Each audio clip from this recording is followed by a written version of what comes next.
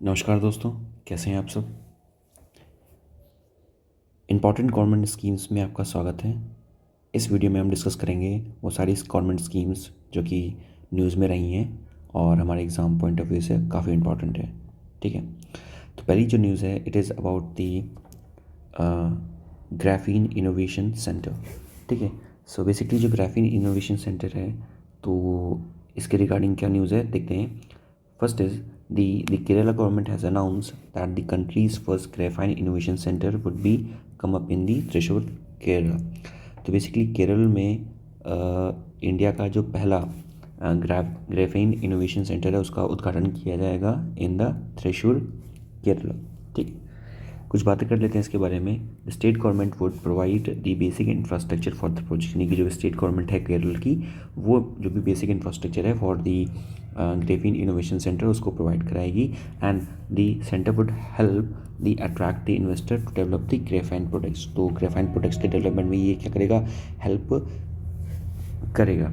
ठीक है, नेक्स्ट हम बात करते हैं कि ग्रेफाइन है क्या। Basically it is the single atom thick layer of the carbon atoms arranged in the hexagonal lattice. तो आपको पता होगा कि जो ग्रेफाइन है it is the allotrope of the carbon. ठीक है, and it is the thinnest most electrically thermally conductive material in the world. तो बेसिकली यह है कि ये बहुत ही ज़्यादा इलेक्ट्रिकल और थर्मल कंडक्टिविटी रखता है and it is very very flexible and the transparent and it is very strong too. तो काफ़ी स्ट्रॉन्ग भी है ग्राफाइन के बारे में बात करें। ठीक है, often refer to as the wonder material for the extraordinary electrical and the electronic property. तो इसको वंडर मटेरियल भी कहते हैं। ठीक, फिर बात करें कि जो graphene could be replaced the indiums and thereby bringing down the cost of the OLED। तो बेसिकली जो ग्रेफाइन है वो इंडियम को क्या कर सकता है, रिप्लेस कर सकता है। OLED क्या होती है, मैंने कल आपको बताया था। जो भी जो ऑर्गेनिक ऑर्गेनिक एलईडी जो होती है उसको हम OLED कहते हैं। ठीक है, लेकिन ध्यान ये रखना है कि जो ऑर्गेनिक एलईडी है वो माइक्रो एलईडी से कम अच्छी होती है। यानी कि अगर बात की जाए कि एनर्जी एफिशिएंट और बाकी सारे चीज़ों के बिहाफ में कौन ज़्यादा एनर्जी जनरेट करेगा, सो माइक्रो एलईडी ज़्यादा एनर्जी जनरेट करती है compare to organic LED. Organic LED में सिर्फ हम लोग ऑर्गेनिक कंपाउंड का यूज़ करते हैं। ठीक है, तो ये चीज़ आपको पता रहनी चाहिए। ठीक, ग्रेफाइन के एप्लीकेशंस क्या हैं, it is the anti corrosions coating, paint में यूज़ करते हैं इसका। ठीक है, और उसके बाद जो भी सेंसर्स हैं उसके बनाने में यूज़ करते हैं। फास्ट एंड एफिशिएंट इलेक्ट्रॉनिक्स में करते हैं। फ्लेक्सिबल डिस्प्ले में इसका इस्तेमाल किया जाता है, जैसे जो फोल्डेबल फ़ोन्स होते हैं आपको पता होगा।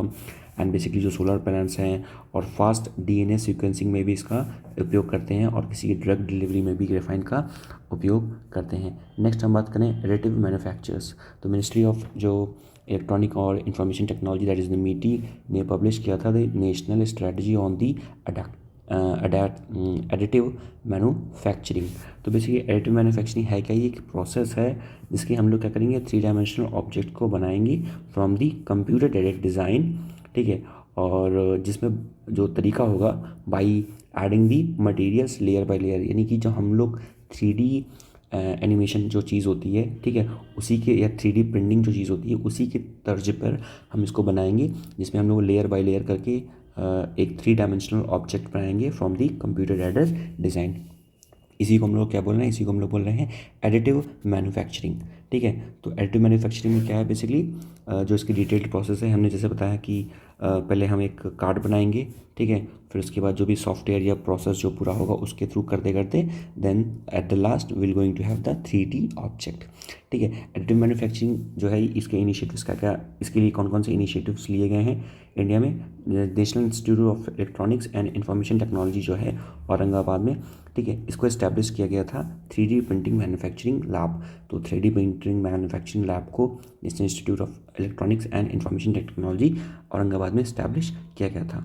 ठीक है, एडिटिव मैन्युफैक्चरिंग के बारे में और बात किया जाए कि अंडर दी कौन कौन से इनिशिएटिव लिए गए हैं। अटल इनोवेशन मिशन के अंतर्गत अटल टिंकरिंग लैब को जो है वो इस्टेब्लिश किया गया था। ठीक है, तो जिसमें जो 3D प्रिंटर्स, रोबोटिक्स, ठीक है, और इन सारी चीज़ों के लिए बेसिकली गवर्नमेंट क्या करेगी, फंडिंग प्रोवाइड करेगी। और department of the heavy industries ने कोलैबोरेट किया था विप्रो के साथ बिल्ड करने के लिए India's first industrial grade 3D printer.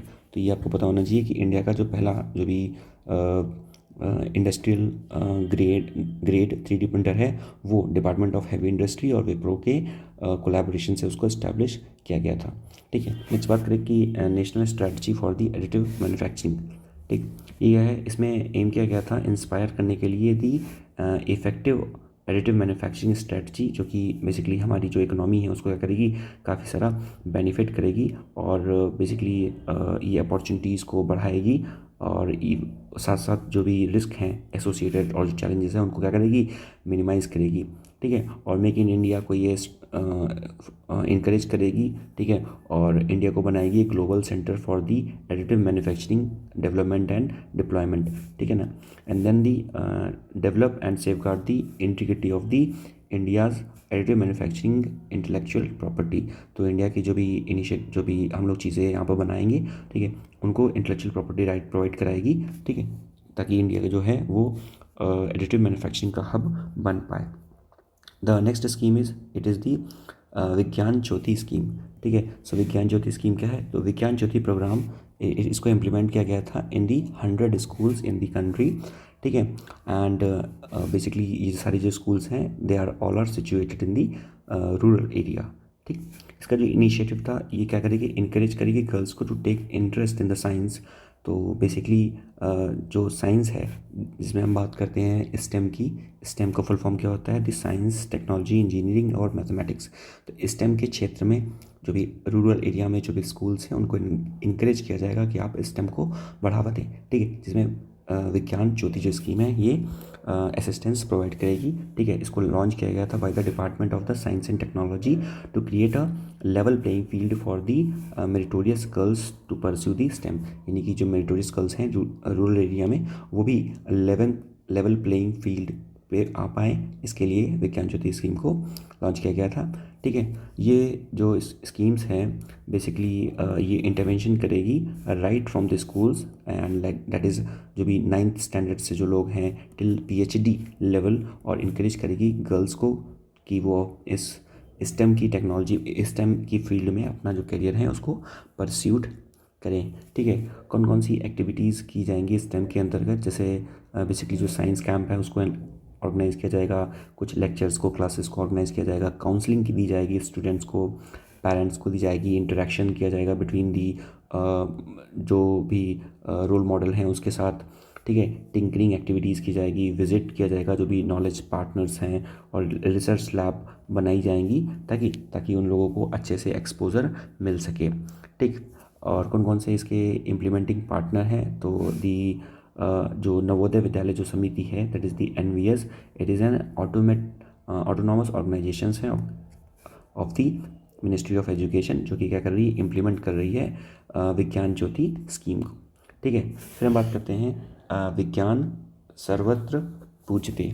ठीक है, तो बेसिकली गवर्नमेंट ऑफ इंडिया ने विज्ञान सर्वत्र पूज्यते जो कि स्कीम है, ठीक है ना, जिसमें बताया गया है कि science is revered all over, यानी जो साइंस है वो हर जगह है। विज्ञान सर्वत्र पूज्यते का मतलब क्या है कि साइंस जो है वो हर जगह पूजी जाती है। It is the part of the Azadi Ka Amrit Mahotsav. ये है क्या, basically it is the nationwide week long programme. ठीक है, जो भी कंपटीशन और लेक्चर्स हैं स्कूल्स में और स्टूडेंट्स कॉलेज में वहाँ पर दिए जाएंगे। इसका सिर्फ इतना ही एम है कि जो भी स्टूडेंट्स उनको अट्रैक्ट किया जाए towards the scientific knowledge of the articles of the daily use and propagating the science theory. तो साइंस की जो थ्योरीज़ हैं उसको क्या किया जाए, सब जगह बढ़ावा दिया जाए। फिर बात की जाए कि ये it is organize by the department of the science and department of the biotechnology CSIR, that is दी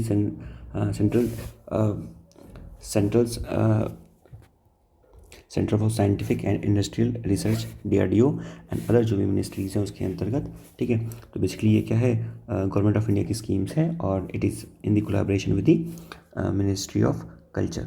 विज्ञान सर्वत्र पूज्यते, इनकी जो कोऑर्डिनेटिंग एजेंसीज़ हैं, ठीक है, तो वो हैं basically department of science and technology, ठीक है, जो कि प्रमोट करेगी साइंस और कम्युनिकेशंस को कंट्री में। इसका जो थीम्स क्या है, the programme is has been grouped under the 4 themes. तो 4 इसकी मेन थीम्स हैं।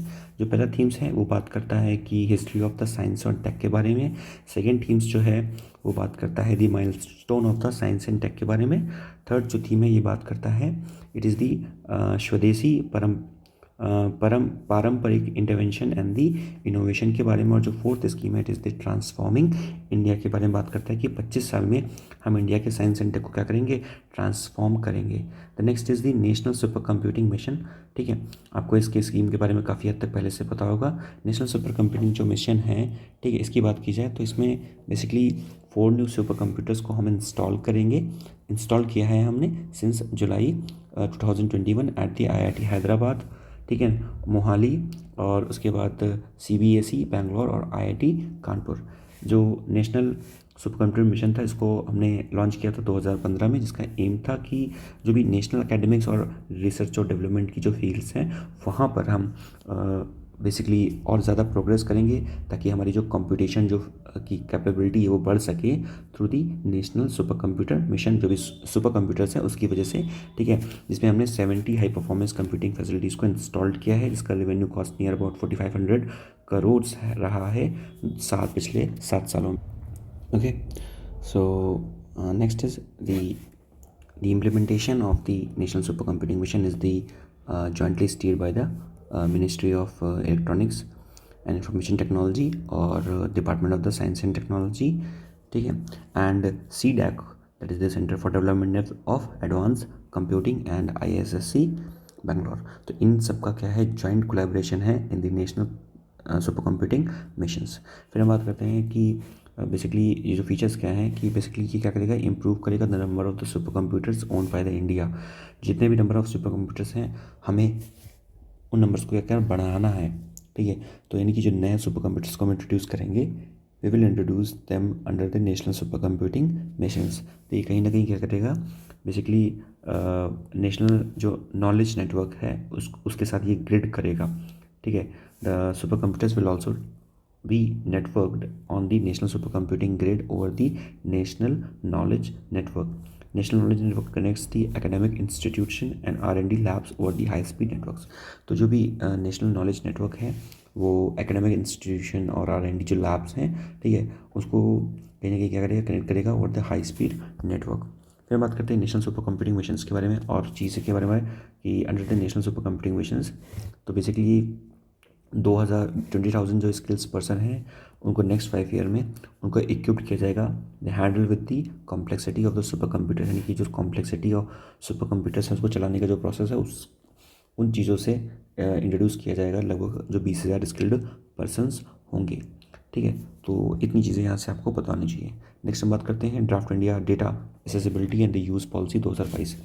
तो जो डेटा एसेसिबिलिटी के रिगार्डिंग जो पॉलिसी है उसके बारे में ये स्कीम है। तो बेसिकली गवर्नमेंट ऑफ इंडिया जो है उन्होंने बेसिकली एक पॉलिसी रिलीज़ किया गया था।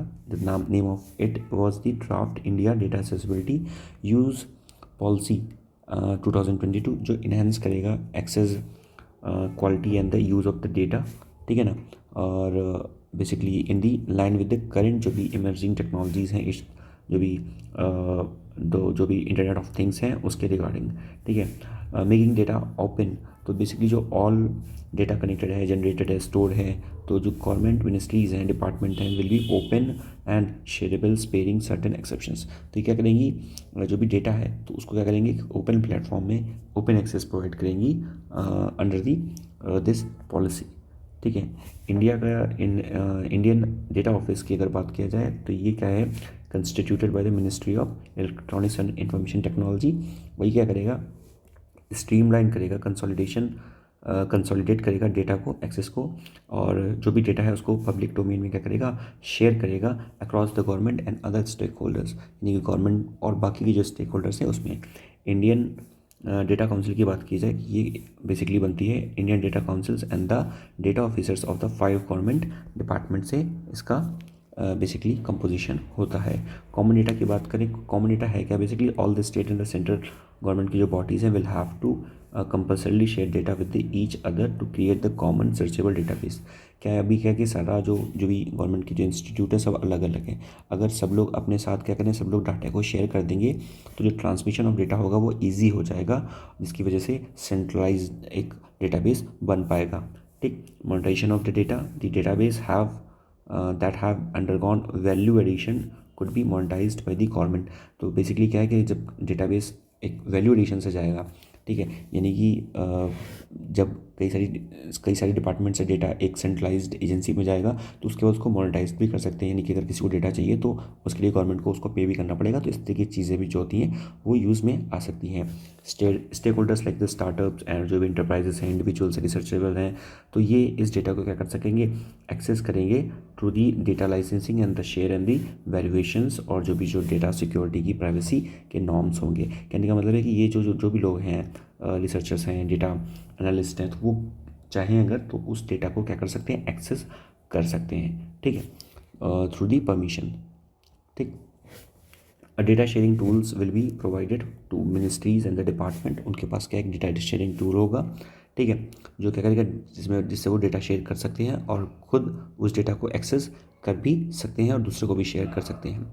गाइडलाइंस जो बेसिकली प्रोवाइड की जाएगी कि कैसे इस डेटाबेस को एक्सेस किया जाए और कितनी देर तक कोई एक्सेस कर सकता है, तो ये सारी जो चीज़ें होंगी इस फ्रेमवर्क के अंदर इसको मेंशन किया जाएगा।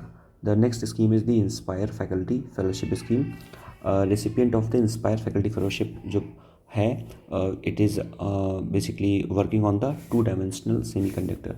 तो एक जो भी रिसिपिएंट होंगे इंस्पायर फैकल्टी फेलोशिप के, तो ये basically they are working on the 2 dimensional semiconductor. Basically अगर इसकी बात की जाए about the inspire faculty fellowship, तो basically it comes under the nodal ministry of the department of science and technology. Purpose क्या है इसका, जो पोस्ट डॉक्टोरल फेलोशिप है तो उसको प्रोवाइड करेगा to the young achievers with an opportunity of the independent research, ताकि वो अपनी जो इंडिपेंडेंट रिसर्च है उसको कंडक्ट कर सकें, ठीक है। एलिजिबल कौन कौन से लोग इसमें एलिजिबल हैं, तो जो भी इंडियन सिटीजन्स हैं, whether with the PIO, that is the person of Indian origins, तो basically having an PhD degree अगर उनके पास है, ठीक है, विद इन दीज स्ट्रीम्स, तो वो इसको बेसिकली इस फेलोशिप को अवेल कर सकते हैं, ठीक है। उसको बेसिकली जो कैंडिडेट है उसको एक minimum of 60% of the CGPA उसको एक अटेन करना पड़ेगा, ठीक है, और starting from the higher secondary, उसके बाद इस फेलोशिप को वो एक्वायर कर सकता है। जो भी लोगों ने अपनी PhD को बेसिकली सबमिट कर दिया है and awaited for the award should also be eligible, ठीक है, तो जिन्होंने भी अपनी PhD कंप्लीट कर लिया है वो भी इसको अवेल कर सकते हैं, ठीक है। तो यहाँ से इतनी चीज़ें पता होनी चाहिए। बाकी एज लिमिट ली है 32 साल की, और जो प्राइज़ मनी है 1,25,000, ठीक है ना, और रिसर्च के लिए 7 लाख दिया जाएगा हर साल 5 साल तक। तो ये सारी चीज़ें यहाँ पर पता है, आप यहाँ से पढ़ सकते हैं। Next is the pacer initiative. Pacer initiative क्या है, ministry of the earth science जो है उन्होंने इन्फॉर्म किया राज्यसभा को about the polar science and the cryosphere research initiative, ठीक है, तो इसका नाम दिया गया पेशर इनिशिएटिव। तो basically it comes under the ministry of earth and science. Objective क्या है इसका, ये स्टडी करेगा जो बाकी सारे जो एस्पेक्ट्स हैं to the polar and the cryosphere, ठीक है। स्पेशल जो एम्फेसिस दिया गया हो ऑन दी अंटार्कटिक और दी आर्कटिक ग्लेशियर्स पे ऑफ दी हिमालय। तो हिमालय के जो आर्कटिक और अंटार्कटिक जो ग्लेशियर्स हैं वो वहाँ पर फोकस किया गया है। बाकी ये पोलर जो भी क्रायोस्फीयर है, जो भी बर्फ ढका एरिया है, उसको क्या करेगा, ये स्टडी करेगा, ठीक है। जो भी इसमें आएंगे आर्कटिक प्रोग्राम्स हैं, Indian Arctic programmes, southern ocean programmes, cryosphere और द क्लाइमेट प्रोग्राम्स है उसमें इंक्लूड होंगे। कहीं पर भी क्रायो वर्ड आ जाए, क्रायो, तो क्रायो का मतलब सिर्फ होता है क्या, लो टेम्परेचर की बात कर रहे हैं, ठीक है। जो इम्प्लीमेंटिंग एजेंसी कौन सी है इसकी, national centre for the polar and ocean research जो है वो इसकी इम्प्लीमेंटिंग एजेंसी है, ठीक है। तो बेसिकली इसको जो अप्रूव किया गया था इस इनिशिएटिव को 2021 से 2026 के बीच में अप्रूव किया गया था, ठीक है। और इसके कौन कौन से मेजर अचीवमेंट्स कौन कौन से हैं, जो बेसिकली हमने अभी तक जो है 3940 जो इंडियन साइंटिफिक जो एक्सपेडिशन है अंटार्कटिका में, उसको हम कंडक्ट करा चुके हैं। 41st इंडियन साइंटिफिक जो एक्सपेडिशन था अंटार्कटिका को, वो जा रहा है। तो ये चीज़ आपको यहाँ से पता होनी चाहिए, ठीक है। नेक्स्ट बात करें दी बेसिक इनिशिएटिव में क्लीन एयर एटमॉस्फेरिक ऑब्जर्वेशन। तो इसमें क्या करेगा, इसमें मेजर करेगा जो भी एरोसॉल्स और जो ग्रीन हाउसेज गैसेज हैं, कंसनट्रेशन है जिनका बहुत ज़्यादा, ठीक है, उसको ये क्या करेगा, मेजर करेगा। और it is established at the मैत्री एंड दी भारती स्टेशन। आपको पता होगा कि मैत्री और भारती जो स्टेशन है, ठीक है, तो वो हम लोगों ने इस्टेब्लिश किया है इन दी अंटार्कटिका, ठीक। नेक्स्ट बात करें थी अटल न्यू इंडिया चैलेंज। तो अटल न्यू इंडिया जो अटल इनोवेशन जो मिशन है, ठीक है, has launch the phase 1 of the second edition of the Atal new India challenge. तो अटल न्यू इंडिया चैलेंज को under the Atal innovation mission के लॉन्च किया गया है। तो बेसिकली ये क्या है, it is a flagship programme of the Atal innovation mission, ठीक है, एंड दी नीति आयोग। तो जो अटल न्यू इंडिया चैलेंज है, it is the flagship programme of the Atal innovation mission and the NITI Aayog. और बेसिकली ये क्या करेगा, जो भी न्यू टेक्नोलॉजी बेस्ड इनोवेशन है उसको नर्चर करेगा और सॉल्व करेगा जो भी सेक्टरल चैलेंजेस हैं, ठीक है, जो भी नेशनल इंपॉर्टेंस में और जो सोशल रेलेवेंस के जो टॉपिक हैं, तो वो उसको क्या करेगा, उसको बेसिकली एड्रेस करेगा, ठीक है। अटल न्यू इंडिया चैलेंज के बारे में बात की जाए तो इसका गोल क्या है, ये बेसिकली सपोर्ट करेगा जो भी इनोवेशंस हो रहे हैं इंडिया के डेवलपमेंट में, ग्रोथ में, ठीक है, उनको ये क्या करेगा, उनको ये बेसिकली सपोर्ट करेगा और ये एड्रेस करेगा जो भी second commercialisation of the valley of death को, ठीक है, ताकि जो भी रिस्क है एसोसिएटेड उसके उसको एड्रेस किया जा सके, ठीक है। तो इतनी चीज़ें यहाँ से आपको पता होनी चाहिए। फंडिंग की बात की जाए तो बेसिकली जो भी स्टार्टअप फंडिंग्स है, ठीक है, उसको मिलेंगी थ्रू दी कमर्शलाइजेशन स्टेट 12 से 18 मंथ में, ठीक है, अप टू द 1 करोड़, और बाकी जो है अदर लोगों से भी इसको सपोर्ट मिलेगा, ठीक। वैल्यू ऑफ डेथ क्या है, जिसकी मैंने भी बात किया था, ये क्या है, ये एक्सप्रेशन है जिसको यूज़ किया जाता है वेंचर कैपिटलिस्ट के द्वारा to describe the critical initial phase of the startup company, ठीक है। बेसिकली वेंचर कैपिटल क्या होता है, वेंचर कैपिटल का मतलब होता है किसी भी नए धंधे में या नए बिजनेस में जो भी पैसा लगाया जाता है उसको वेंचर कैपिटल कहते हैं, ठीक है। या फिर इसको आप इनक्यूबेटेड फंड भी बोल सकते हैं, ठीक है। तो वेंचर कैपिटल बोलते हैं या इनक्यूबेटेड फंड या सीड फंड भी आप बोल सकते हैं। तो भी क्योंकि जो नए बिजनेस में जो पैसा लगाया जाता है उसके डूबने के बहुत सारा आसार रहता है, इसीलिए इसको हम लोग वेंचर कैपिटल कहते हैं, ठीक है। इस टाइम पे क्या होता है, जो कंपनी होती है वो बेसिकली ग्रो कर रही होती है, ठीक है, उसका कोई भी एग्जिस्टिंग रेवेन्यू नहीं होता है। तो जो सर्वाइविंग होती है जो डेथ वाली की, वो होता है beginning and the generation of the sufficient revenue. अगर वो सर्वाइव कर गई, ठीक है, सफिशिएंट रेवेन्यू के साथ, तो बहुत अच्छी है बात है। देन बात करते हैं हम लोग तेलंगाना स्पेस टेक फ्रेमवर्क के बारे में। ये क्या है, first of its kind attempt है गवर्नमेंट का जो कि लॉन्च कर रहा है स्पेस टेक फ्रेमवर्क को, ठीक है। ये हेल्प करेगा स्टेट को emerging as the commercial hub for the space related product से, और ये प्रमोट करेगा डोमेस्टिक जो भी प्रोडक्शन है लॉन्च व्हीकल्स का, सैटेलाइट सिस्टम का, और उसके बाद सब सिस्टम, ग्राउंड इक्विपमेंट्स, मैन्युफैक्चरिंग और अदर जो बाकी फैसिलिटीज़ हैं उनको, ठीक है। तेलंगाना स्पेस टेक फ्रेमवर्क के बारे में और बात की जाए, it is established by the Telangana as the one stop global destination for the space technology and it is already a base for the defence and the aerospace company, ठीक है ना। और इसमें जो है 1000 से ज़्यादा जो MSMEs हैं उसको केटर करेंगी एरोस्पेस और डिफेंस स्पेस सेक्टर में, ठीक है। तो ये चीज़ आपको यहाँ से पता होनी चाहिए। देन नेक्स्ट अगर बात करें हम, इट इज़ दी eVTOL, ठीक है। तो बेसिकली जो यूनियन सिविल और एविएशन मिनिस्ट्री है, उन्होंने गवर्नमेंट ऑफ इंडिया से कहा कि बेसिकली हम जो भी पॉसिबिलिटीज है उनको एक्सप्लोर करेंगे in the electric vertical take off and landing में ऑफ दी एयरक्राफ्ट एंड, तो हम उसका जो बेस है उसको सेटअप करेंगे कहाँ पर, इंडिया में। तो बेसिकली जो eVTOL का मतलब क्या हुआ, basically the electrical vehicle take off and landing aircraft, ठीक। तो ये बेसिकली क्या है कि ये यूज़ करेगी electric power to hover and take off and land off the vertically. तो जो भी वर्टिकल जैसे ये ड्रोन है जो वर्टिकल लॉन्च है, ये सारी चीज़ें हो रही हैं, तो इसका जो है इसका वो पूरा मेजरमेंट करेगा, ठीक है। तो बेसिकली इसका जो यूज़ करेंगे डिस्ट्रीब्यूटेड इलेक्ट्रिक प्रोपल्शन टेक्नोलॉजी में, इसका मतलब है कि integrating a complex propulsion system with the air frame. जो भी कॉम्प्लेक्स प्रोपल्शन सिस्टम है उसको एयर फ्रेम के साथ क्या करेंगे, अटैच्ड किया जाएगा। इसका बेसिकली यूज़ क्या है, बेसिकली जो is a runway independent technology, ये रनवे इंडिपेंडेंट टेक्नोलॉजी है, ठीक है। तो जिससे इंडिपेंडेंटली उसको क्या करेगा, मूव करेगा, solution for the globes transportations needs, ठीक। And basically this is because it opens up the new possibility that the aircraft with the engine cannot carry out in the area such as the maneuverability, efficiency and even from the environmental point of view. Moreover जो भी eVTOLs हैं ये basically इसको linked किया जाएगा to the third wave aerial revolution से, first beginning of the advent of the commercial flyings and second age of the जो भी हेलीकॉप्टर हैं उनसे। फिर बात करते हैं हम फाइबराइजेशन की। फाइब्रेशन आपको पता है कि फाइबर ऑप्टिक्स से जो भी डेटा है, इंटरनेट है, वो बहुत स्पीड में ट्रांसफ़र होता है, ठीक है। तो in the backdrop of the 5G spectrum auctions for the telecommunications by the government of India, challenges for the requisite infrastructure in terms of the fiberisation challenge.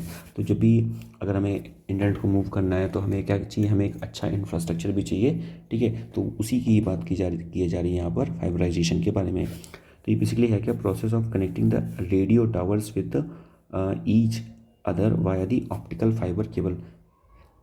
तो जो भी रेडियो टावर है उसको हम लोग ऑप्टिकल फाइबर केबल से क्या करेंगे, कनेक्ट किया जाएगा। इसके बारे में यहाँ पर बात किया गया, ठीक है। And it is also provided the additional bandwidth and the strong the back hall support. आपको पता है कि जो फाइबर टेक्नोलॉजी होती है वो टोटल इंटरनल रिफ्लेक्शन पे काम करती है, ठीक है। और जैसे इसकी स्पीड बहुत ज़्यादा होती है। करंटली बात किया जाए इंडिया में जो 33% ऑफ जो टावर हैं वो क्या हैं, फाइबराइज्ड हैं, कंपेयर टू द चाइना की अगर बात की, कंपेयर टू द यूएस की अगर बात की जाए तो 80 से 90% है, ठीक है ना। जापान चाइना में भी काफ़ी ज़्यादा हैं।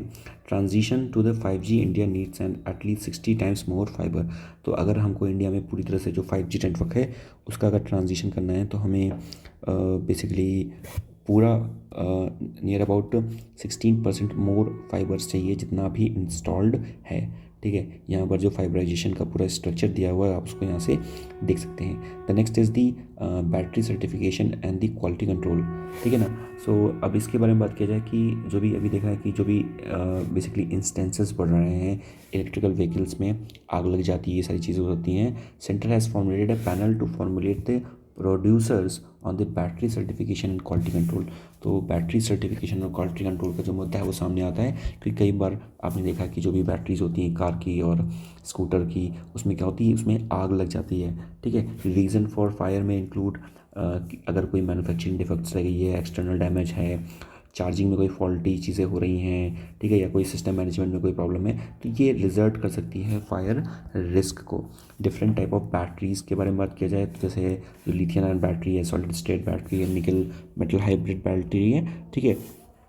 जिसमें से जो लिथियम आयन बैटरी है ये क्या है, मोस्ट इसको प्रेफर्ड किया जाता है बिकॉज ऑफ इसकी जो हाई पावर है टू द वेट रेशियो है, हाई एनर्जी जो एफिशिएंसी है, लो सेल्फ डिस्चार्ज इसकी जो कैपेसिटी है, इसकी वजह से जो लिथियम आयन बैटरी हम उसको ज़्यादा प्रेफर करते हैं। Next is the draft guidelines on the anonymisation of the data. तो जो ministry of electronics and information technology that is MeitY ने e governance standard and guidelines had released the draft on the anonymization of the data guidelines and mobile security guidelines for the public consultation। तो basically जो data protection के regarding जो guidelines है उसको release किया गया है, ठीक है। And it is prepared by the standardization testing quality certification और जो सीडैक है पुणे उनके द्वारा ये रिलीज़ किया गया है।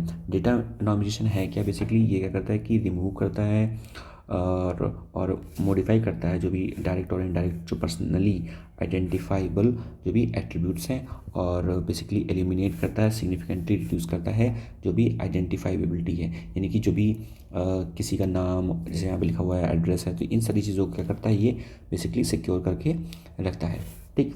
और जो डेटा एनोमनाइजेशन में बेसिकली इसको रिफ़र किया जाता है एनोमनाइज्ड डेटा, यानी कि जो डेटा है वो आपका क्या रहेगा, अज्ञात रहेगा, कोई इसको जान नहीं सकता, ठीक है। ये पर्पस क्या है, बेसिकली एनोमनाइजेशन ऑफ द डेटा।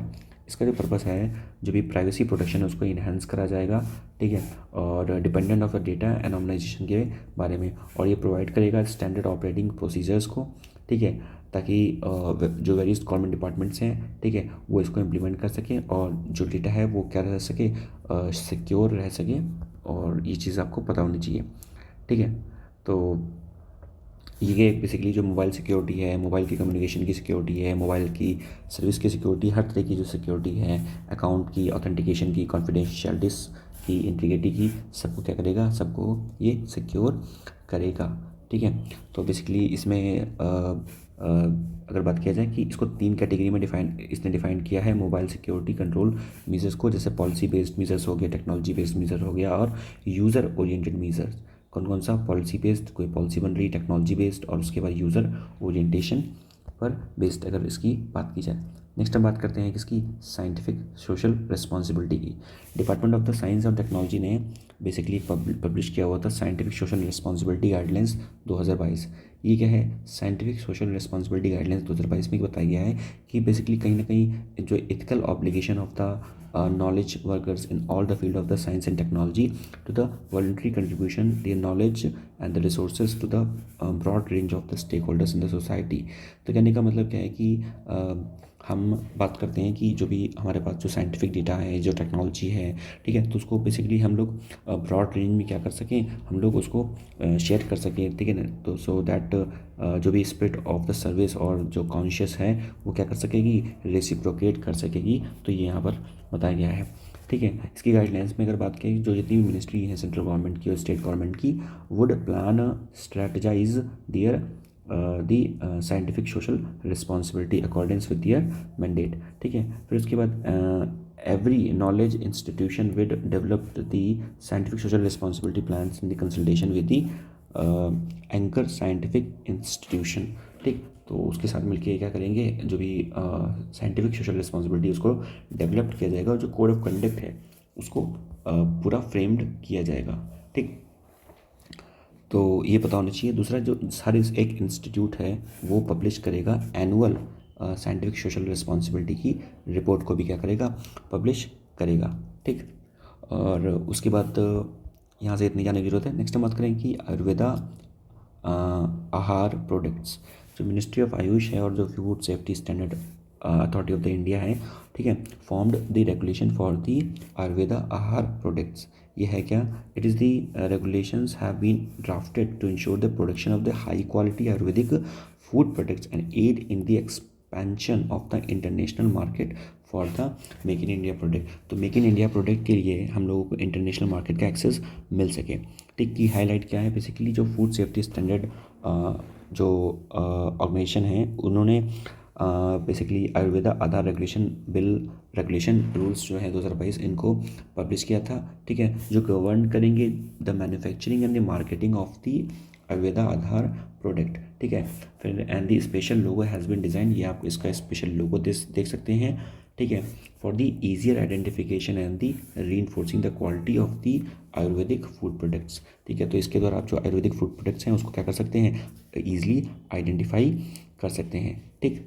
जो भी आयुर्वेदिक ड्रग्स और जो भी प्रॉपर ट्री है, ठीक है, जो भी आयुर्वेदिक मेडिसिन हैं, कॉस्मेटिक्स हैं, नारकोटिक्स हैं, साइकोट्रॉपिक सब्सटेंसेस हैं और जो भी हर्ब्स हैं, ठीक है, इनको इसमें परमिट नहीं किया गया। तो दिस शुड बी इम्पॉर्टेंट।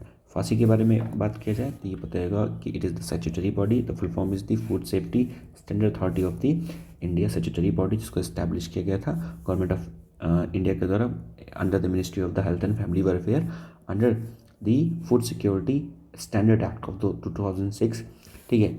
और ये करता है, जो भी कंसोलिडेट करता है फूड सेफ्टी के रेगुलेशंस और रूल को, ठीक है। और उसके अलावा बेसिकली एक स्टेट फूड सेफ्टी इंडेक्स को भी रिलीज़ करता है, कौन, food safety and standard authority of India, ठीक। तो ठीक है, ये हमारी लास्ट टॉपिक था, ठीक है। अगर आपको ये वीडियो अच्छी लगी उसको लाइक करें, चैनल को सब्सक्राइब करें और ज़्यादा से ज़्यादा लोगों तक इस वीडियो को शेयर कर सकें। Till then take care, good bye, जय हिंद, जय भारत।